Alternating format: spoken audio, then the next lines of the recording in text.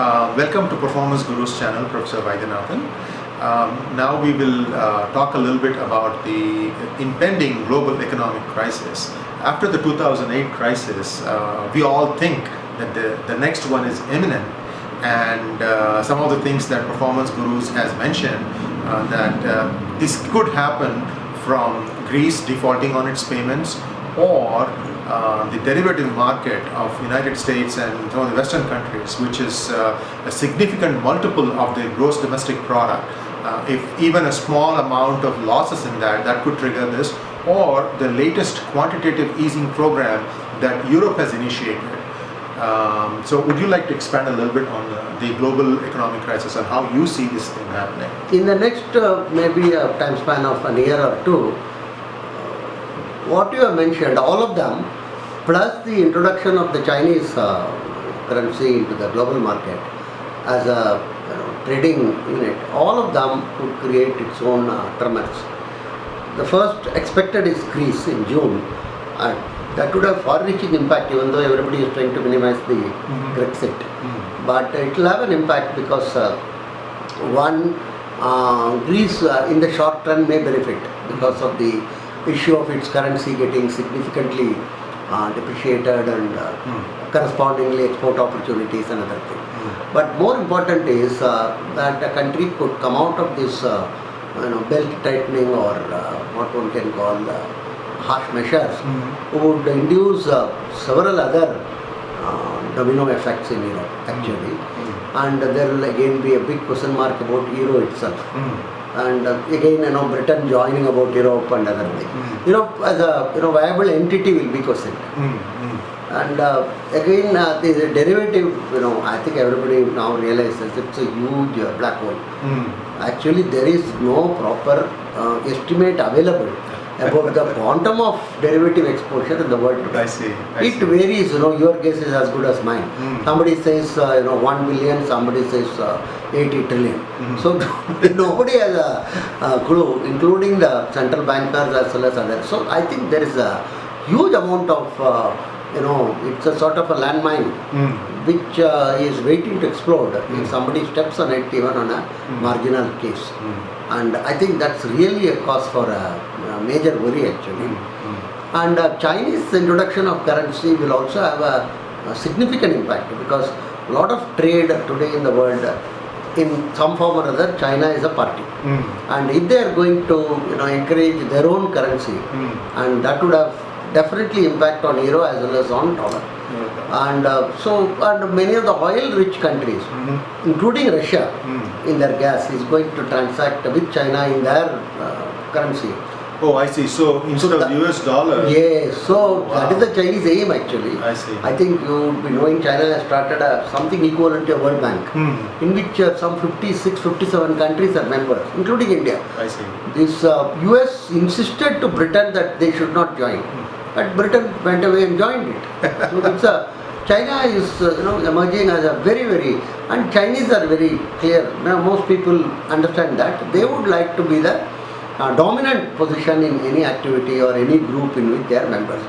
It is not that they are sort of so there is a general consensus that there could be a possibility of an axis between China, Russia and India. And this is one area of concern in the Western press. I see. But we have to wait and see how these things take shape and what type of movements are expected. I see. So how much is India exposed to the derivatives market? No, our exposure will be very, minimal, I would say. I see. Mostly domestic, and to some extent in Singapore market and other thing on Indian products. I see. But I don't think we have such a huge amount of issues compared to say US or Europe market. So contrarily speaking, if somebody were to hedge some of their risks from all these derivatives trading, would you then suggest that picking the right stock or mutual fund or fund of funds in India would kind of give them a little bit of a safety net? Yes, definitely actually. Relatively, many of the Indian stocks would not be significantly affected, and from that point of view.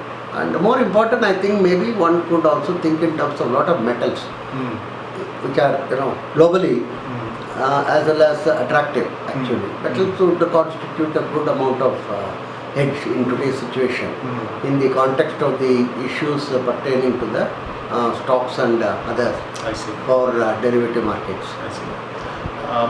Let me just ask you a follow-up question on China's currency being starting to float. Now, if I remember correctly, it has been in a narrow band between 6 yuan to 7.5 yuan to a dollar, and they were letting the yuan appreciate just a little bit with time, and I think now it's come up to 6.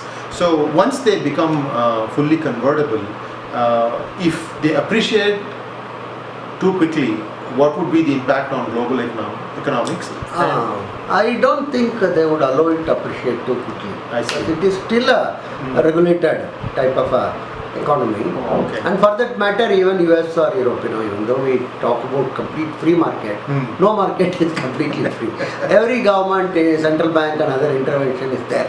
So China would have to play it very carefully. They would do that because they would not like to hurt their own export potentials and other thing vis-a-vis. But another possibility is there. China might also enter into a lot of these countries on a bipartisan, in the sense between two parties, bilateral arrangement, wherein they might even go for commodity to commodity. It doesn't involve at all the currencies. So it's more like barter system. So Chinese are very good about that actually. I see. And another thing is China has established a huge amount of foothold in Africa. Yeah, in terms of their projects, in terms of their activities. So that I think they would not do anything which will significantly hurt that. But what they might do is a lot of African countries, including African Union, they might make their currency as one of the most attractive one. And that is what I think US is totally upset about, or US is totally against it. Let's see how it plays out between the two countries in terms of dollar and yuan. So I guess once again, because India is not really a direct party in this, it could be like a neutral observer, and I think that again makes sense for someone to invest in India as a market. Because if India plays its cards well, and if our government is extremely strategic, they can actually leverage on this between the two. When they are, it's not required for us to take either or type of a side or different. Whenever it is advantageous to us, we can go for the Chinese currency. Otherwise, we can use the dollar. There is absolutely no difficulty on that front at all. That is what I feel. Wonderful. So, thank you, Professor, for your kind remarks. Thanks a lot for Performance Gurus for taking their time as well as effort in order to share some of my thoughts in these areas. Thank you very much.